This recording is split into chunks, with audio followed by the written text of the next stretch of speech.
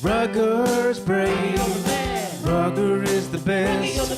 He loves new adventures and tackling on your quest. He's Rugger. Last week on Rugger Tales, we found out how the mountain men of Mulu stole the 5 magic balls and sold them on Rugger Trade. Now Rugger must find the remaining 4 balls before the mountain men pass through the penguin crossing and hunt them down. Rugger stood gasping at the sight in front of him. It can only be a temple of some sort, Rugger thought. Oh, it's the most beautiful thing I've ever seen. There in front of Rugger was a shop full of All Blacks. Well, All Blacks everything. Everywhere he looked, there was All Blacks this and All Blacks that. Rugger loved the All Blacks. So much, in fact, he always wore an All Blacks jersey himself. There were jerseys, hats and towels and cups, key rings, posters, games, balls, flags, pens, ties, magnets and even a golf ball. Hello, can I help you? Said a nice lady, also wearing an All Blacks jersey. You look lost, my little yellow friend. If I was lost, I've never felt more at home in your All Blacks temple. Temple? I think you are lost. Are you looking for anything in particular? I'm looking for a stadium. Do you have one of those? Asked Rugger. No, we don't sell stadiums, I'm afraid. But I think you might be looking for the stadium. Keep walking down this street, through the railway station and up the concrete path. You can't miss it. The nice lady added. Oh, thanks, Rugger replied, now rubbing his face with a nice woolen All Blacks beanie. Not your size, sir. Your head's way too big for that. Rugger walked out of the shop and refocused on the shopkeeper's instructions. Keep walking down this street, through the railway station, and down the long concrete path. You can't miss it. As Rugger reached the large brick railway station, he froze. The mountain men had beaten him there. While he was worshipping at the All Blacks temple, they had snuck ahead. And Rugby didn't come past us, so he may have taken another route. Or we may have missed him altogether. Or maybe he doesn't even need to catch a train.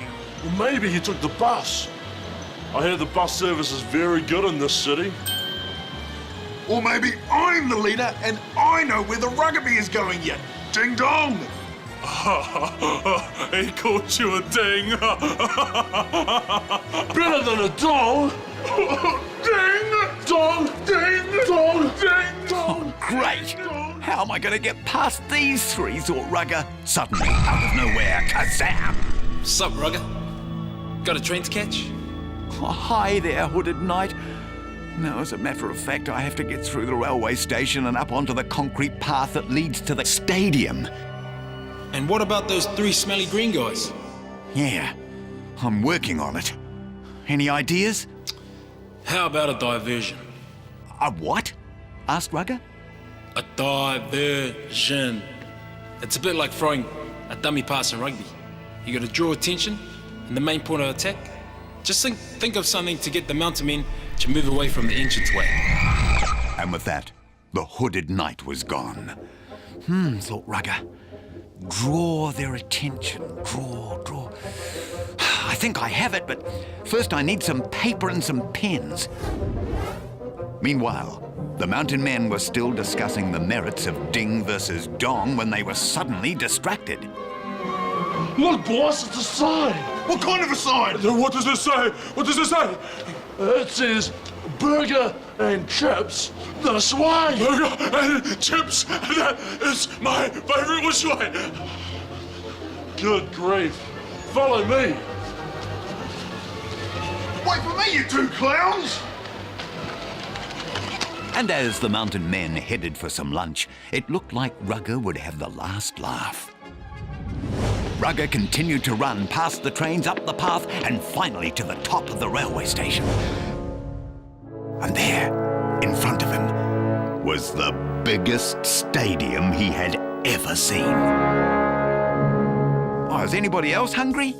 Rugger asked the class. Maybe, Rugger, but don't stop the story there, mate. Come on. Yo, how come Rugger never blinks?